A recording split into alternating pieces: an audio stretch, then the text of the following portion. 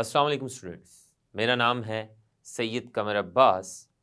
आज इंशाल्लाह हम पढ़ेंगे बायोलॉजी की बाकी बची हुई सारी की सारी शाखें। कल हम कुछ शाखों का मुतालिया कर पाए थे, आज हम बाकी तमाम शाखों का भी मुतालिया कर लेंगे और आज हम बायोलॉजी की तमाम शाखों को मुकम्मल कर लेंगे। तो आइए चलते हैं लाइट बोर्ड की तरफ। अस्सलाम वालेकुम।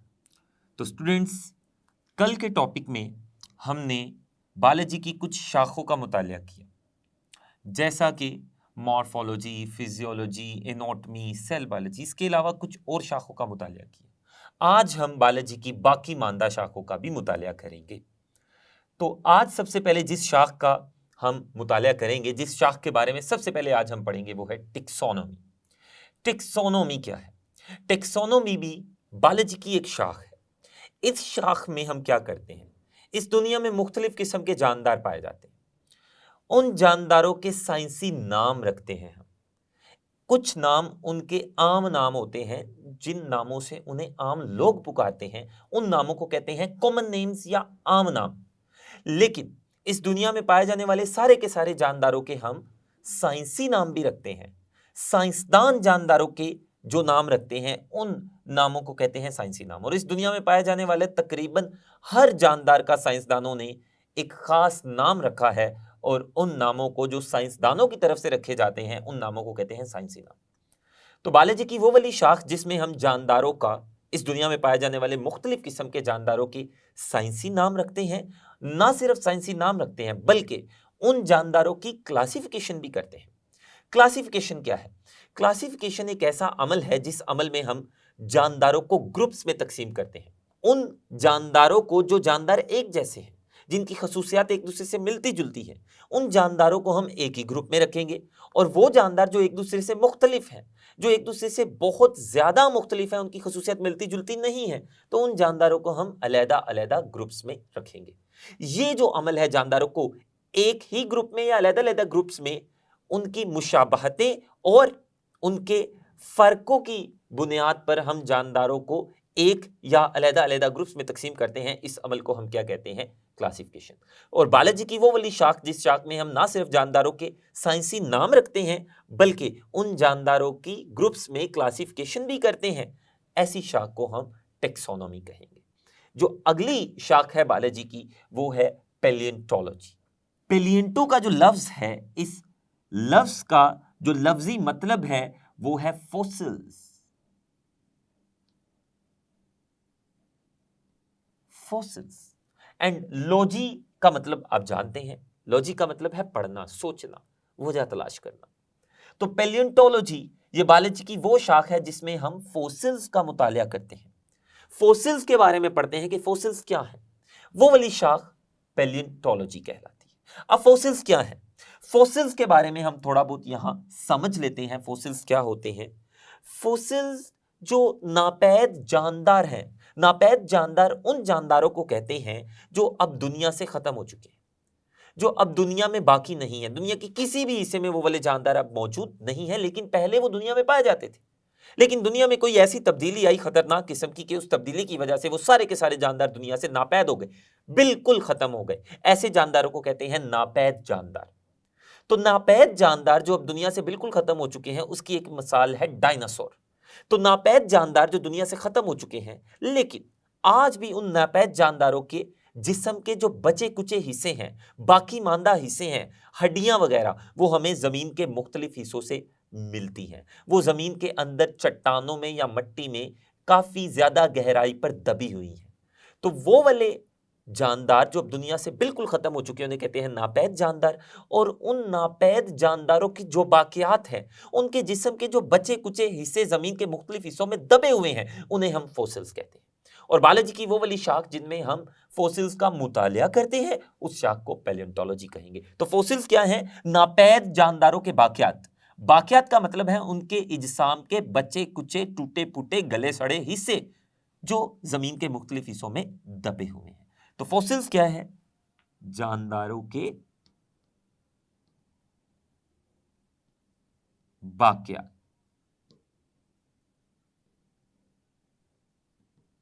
नापैद जानदारों के बाकियात। नापैद जानदार हम डिस्कस कर चुके हैं ऐसे जानदार हैं जो अब दुनिया से खत्म हो चुके हैं।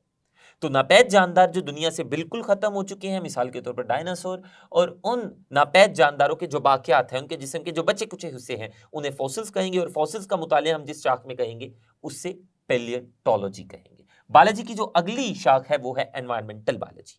एनवायरमेंट एक इंग्लिश का वर्ड है और इसका मतलब होता है माहौल, और इसका दूसरा नाम है माहौलियाती बायोलॉजी।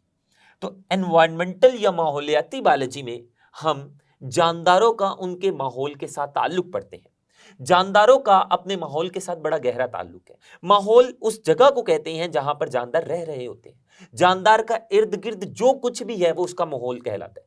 जानदार के इर्द गिर्द अगर कोई गैर जानदार चीज है या जानदार चीज है, जो भी जानदार के इर्द गिर्द मौजूद है, उस मौजूद को, इर्द गिर्द को हम उसका माहौल कहते हैं।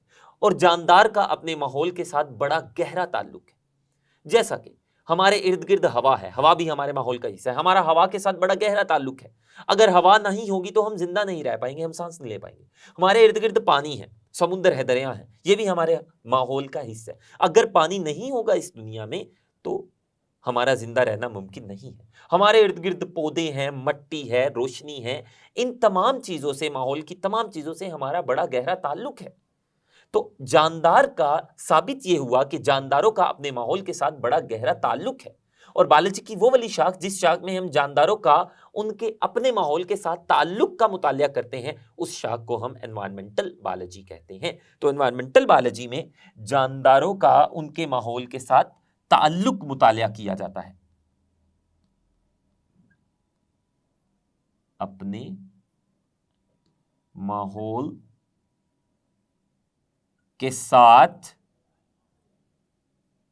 जो ताल्लुक होता है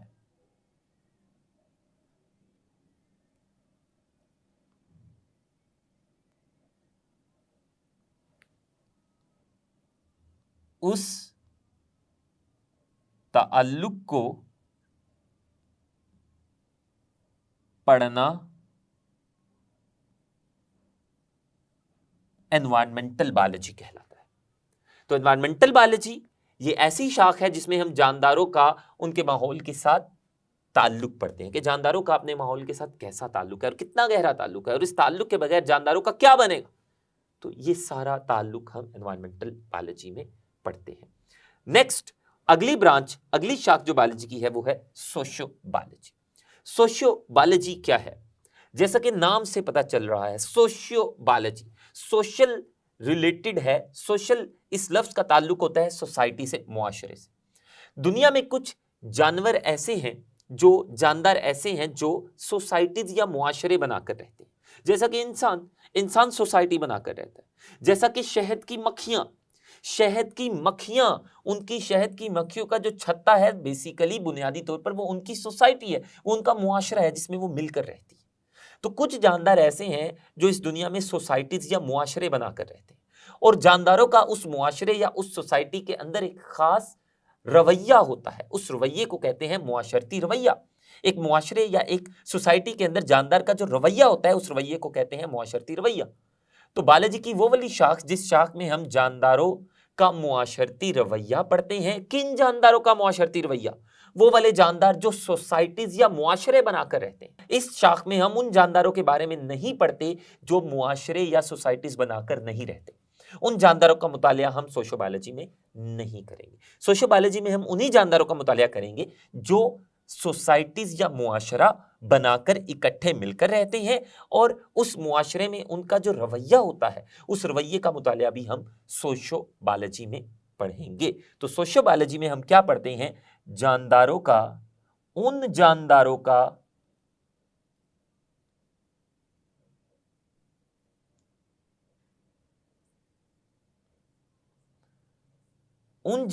का मुआशरती रवैया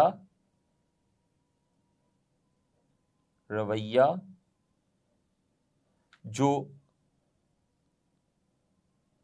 मुआशरे यानी सोसाइटीज बनाकर रहते हैं इकट्ठे,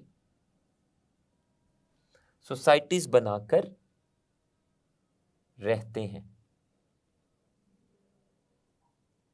तो उन जानदारों के मुआशरती रवैये को, जो कि एक दूसरे के साथ मिलकर इकट्ठे मुआशरा बनाकर रहते हैं, हम सोशियोबायोलॉजी में पढ़ेंगे।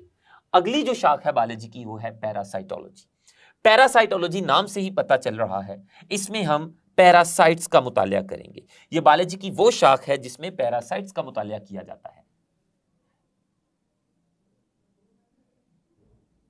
पैरासाइट्स का मुतालिया, पैरासाइट्स के बारे में पढ़ना,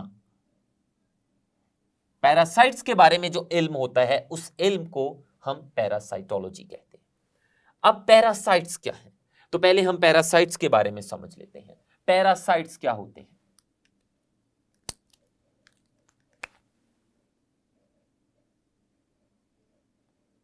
पैरासाइट्स, पैरासाइट्स क्या है? पैरासाइट्स ऐसे छोटे छोटे जानदार हैं जो दूसरे जिंदा जानदारों के जिस्म के ऊपर रहते हैं या उनके जिस्म के अंदर रहते हैं और उनसे अपने खाने के लिए खुराक भी रहते हैं, रहने की जगह भी लेते हैं और बदले में उन्हें नुकसान पहुंचा देते हैं। तो पैरासाइट्स क्या हैं? छोटे छोटे जानदार हैं जो दूसरे जिंदा जानदारों से अपनी खुराक लेंगे, रहने की जगह लेंगे और बदले में उन्हें नुकसान पहुंचा देंगे। ऐसे छोटे छोटे जानदारों को हम पैरासाइट्स कह देते हैं। इसकी जो बेहतरीन मिसाल है वो है जुएं। जो जुएं होती हैं वो इंसानों के सरों में रहती हैं, उनसे अपनी खुराक यानी खून चूसती है और बदले में उन्हें नुकसान पहुंचा देती है। इसके अलावा एक और मिसाल है, वो है पेट के कीड़े। छोटे छोटे बच्चों के पेट में अक्सर कीड़े पड़ जाते हैं, तो वो कीड़े उनके पेट में रह भी रहे होते हैं, उनसे खुराक भी दे रहे होते हैं और उन बच्चों को बदले में नुकसान पहुंचाते हैं। ऐसे छोटे छोटे जानदारों को जो दूसरे जिंदा जानदारों से खुराक भी लेंगे और रहने की जगह भी लेंगे और बदले में उन्हें नुकसान पहुंचा देंगे, ऐसे छोटे छोटे जानदारों को पैरासाइट्स कहा जाता है। और वो वाली शाख जिस शाख में पैरासाइट्स का मुतालिया किया जाता है उस शाख को पैरासाइटोलॉजी कहते हैं। तो पैरासाइट्स क्या है? छोटे छोटे जानदार हैं,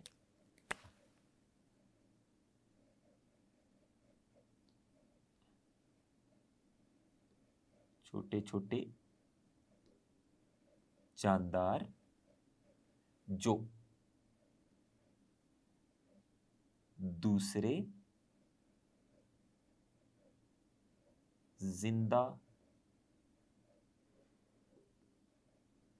जानदारों से खुराक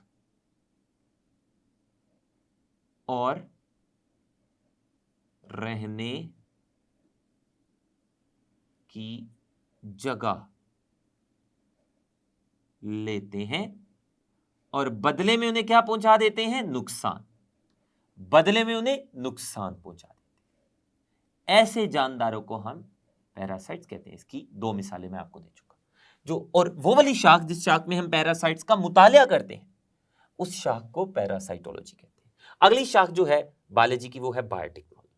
ये बायोलॉजी की सबसे जदीद तरीन फील्ड, मैदान या शाख है। सबसे जदीद मैदान, सबसे जदीद शाख जो बायोलॉजी की वो है बायोटेक्नोलॉजी। बायोटेक्नोलॉजी क्या है? बायोटेक्नोलॉजी एक ऐसी शाख है जिस शाख में हम जानदारों के इज्साम से ऐसे मादे हासिल करते हैं जो मादे इंसानियत के लिए बड़े फायदेमंद होते हैं। तो ऐसा इल्म जिस इल्म के तहत हम जानदारों से ऐसे मादे हासिल करें जिन मादों से इंसानियत को फायदा हो।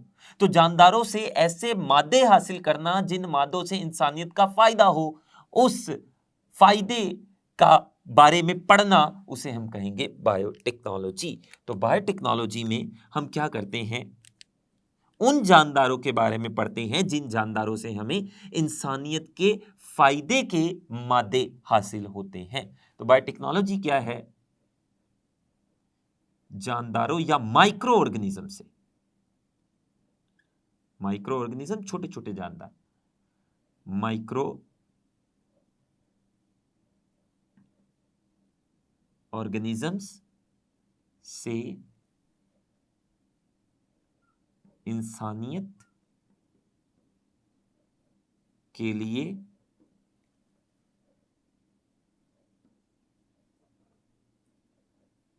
फायदेमंद मादों का हुसूल,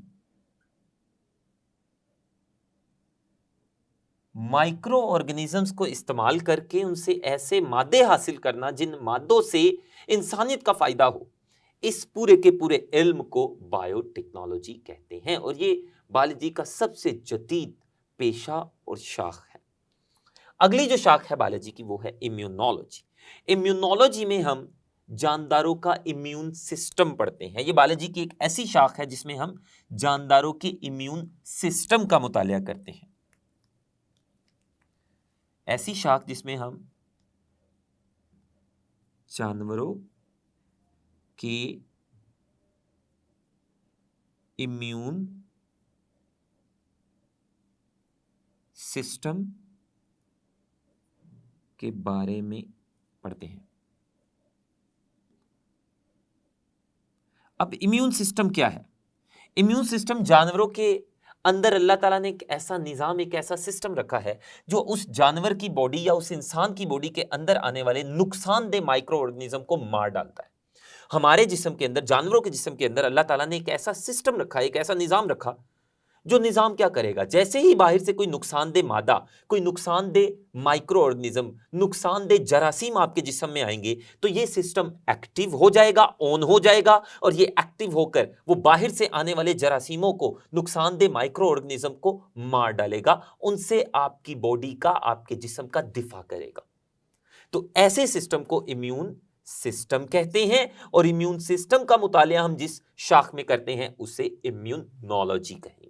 अगली शाख जो है बायोलॉजी की वो है एंटोमोलॉजी। एंटोमो का मतलब है हशरात।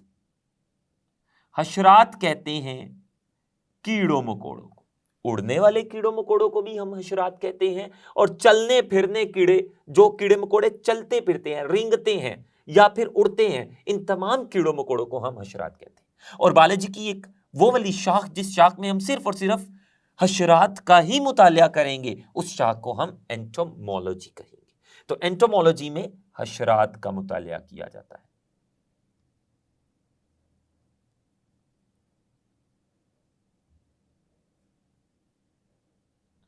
तो बायोलॉजी की वो शाख जिस शाख में हम सिर्फ हशरात का मुतालिया करेंगे, उस शाख को हम एंटोमोलॉजी कहेंगे। हशरात में आप जानते होंगे कीड़े मकोड़े आ जाते हैं, इसके अलावा तितलियां आ जाती हैं, घास के टिड्डे आ जाते हैं, ये छोटे छोटे जो कीड़ियां जमीन पर चल रही होती हैं, बिच्छू और बेशुमार हशरात, ये सारे के सारे एंटोमोलॉजी में हम इनका मुतालिया करते हैं। आखिरी शाख जो हमने इस सिलेबस में पढ़नी है वो है फार्माकोलॉजी। फार्माकोलॉजी क्या है? फार्माकोलॉजी ये भी बायोलॉजी की एक शाख है, और इस शाख में हम अद्वियात का मुतालिया करते हैं, और ये भी बायोलॉजी की बहुत अहम शाख है, और ये भी लेटेस्ट शाख है। तो फार्माकोलॉजी एक ऐसी शाख है बायोलॉजी की जिस शाख में हम अद्वियात का मुतालिया करते हैं। अद्वियात का मुतालिया,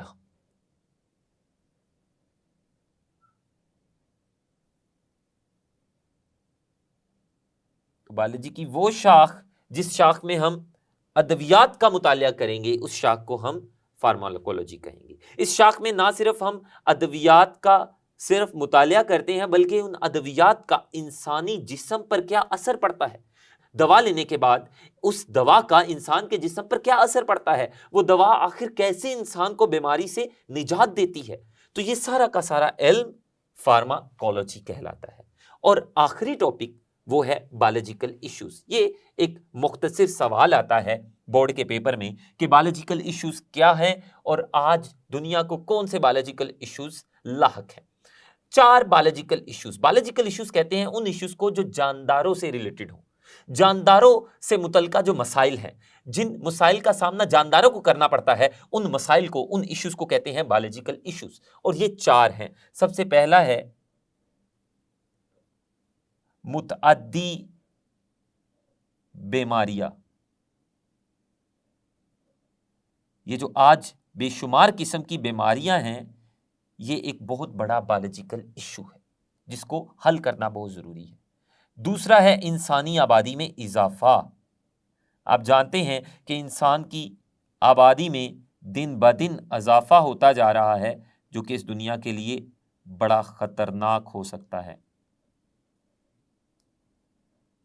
इंसानी आबादी में इजाफा।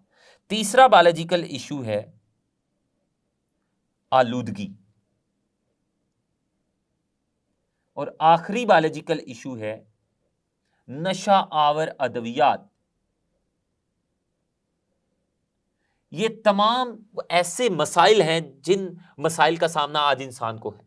हमें इन मसाइल को हर हाल में हल करना पड़ेगा, वगरना ये मसाइल हमारे लिए बहुत दूसरी किस्म के मसाइल का सामना बाइस बन सकते हैं। नशा आवर अद्वियात, तो ये बड़े बायोलॉजिकल इश्यूज हैं और ये बहुत ही अहम सवाल है। तो आज के लिए इतना ही था। हमारी तमाम की तमाम बायोलॉजी की शाखें मुकम्मल हुई। इंशाअल्लाह कल एक नए टॉपिक के साथ हाजिर होंगे। तब के लिए अल्लाह हाफिज।